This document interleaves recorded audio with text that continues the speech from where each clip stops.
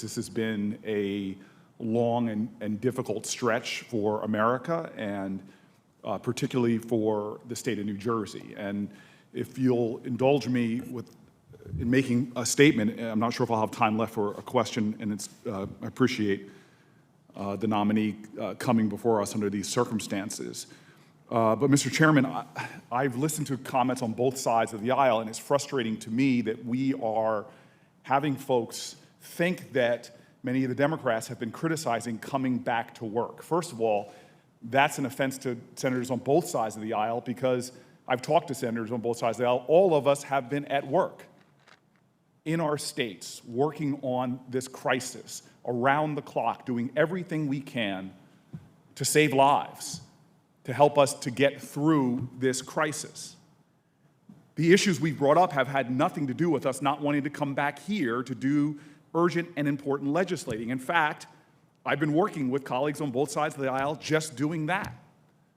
Senator Grassley and I introduced yesterday legislation to help our first responders who tragically die in the line of duty. He and I went to work. In New Jersey, we've had 27 first responders, firefighters, police officers die, and we want to work together. We have been working together to make sure they get the benefits they deserve.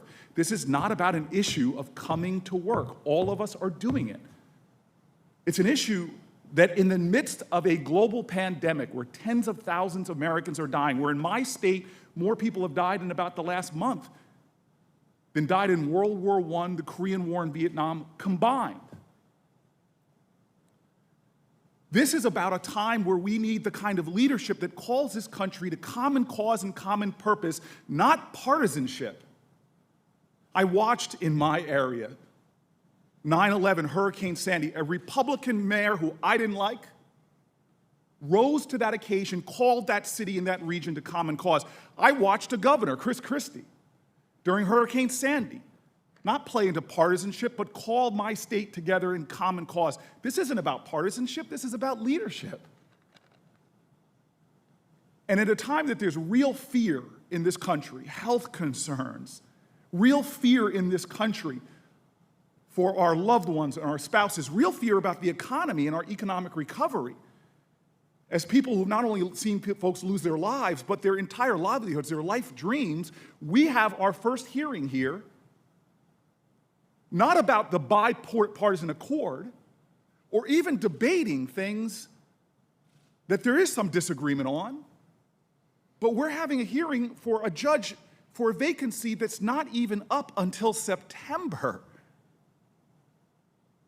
This is the moment where we together in a bipartisan fashion could be calling this country, talking to them about what our work really is to do.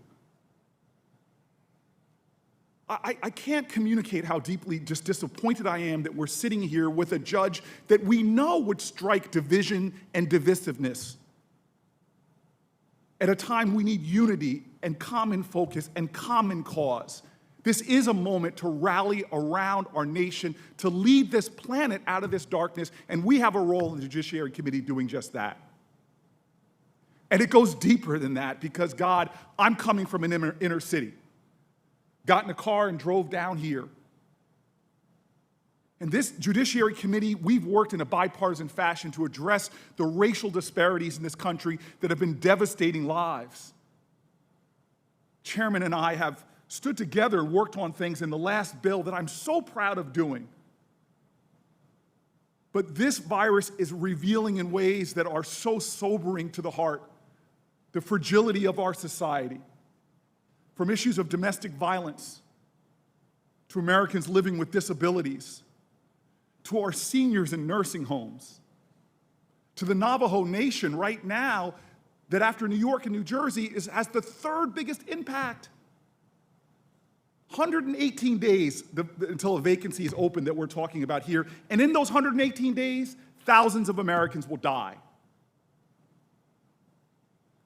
And are we talking about that? Are we summoned back here to come together? The first thing we do is a nomination here in this committee talking about a judge that's divisive. No matter what side of the aisle, you know this is partisan divisiveness.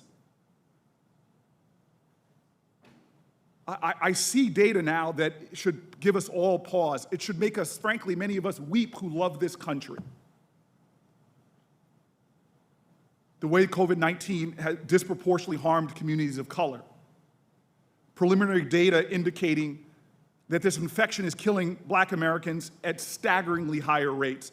13% of our nation's population is Black, but according to the data, Blacks account for about 1/3 of the nation's infections, more being infected in the African American community in this country than in many nations around the planet. And what does it say that we're here discussing Judge Walker? The bigger picture is this. There are so many issues we could be discussing.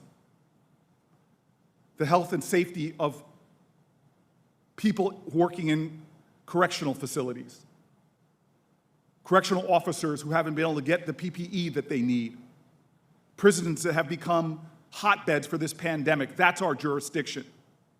We're not talking about hate crimes against Asian Americans, which are going up at astonishing rates right now. We aren't talking about our immigration policy. I've talked to ICE officials and their safety. I could go through chapter and verse the crises that we should be addressing that literally could determine lives lost or lives saved. I am frustrated and maybe a little emotional coming from New Jersey. I look forward to the chance to submit questions for the record. I have a lot of concerns that I expressed, it seems like yesterday when you were just being up for a district court position. I know of your background, Mr. Kennedy. I did not graduate magna cum laude. I just graduated, thank you, Lade, I'm out of here. He got into Harvard or Duke because of his grades. I got in because of a 4.02, but it was 4.0 yards per carry, sir. I was a pretty good football player in my day. But Mr. Chairman, I appeal to you. I want to get to work. This is not it. I appeal to you. We have urgent causes that could bond us together as a committee to deal with the crisis of death and injustice, fragility and pain going on in our country. This makes a mockery of that, sir, and I call to you. There's so much bipartisan work here. We could show this country there's no red or blue states, there's no left or right. There's only one way out of this crisis, is by us bonding together and doing the things that the American people look up to, because I've had a difficult time explaining to people in New Jersey why I was leaving my state in crisis to come back here and do what? Have a judiciary hearing on a person that's not up for 4 months. Thank you, Mr. Chairman.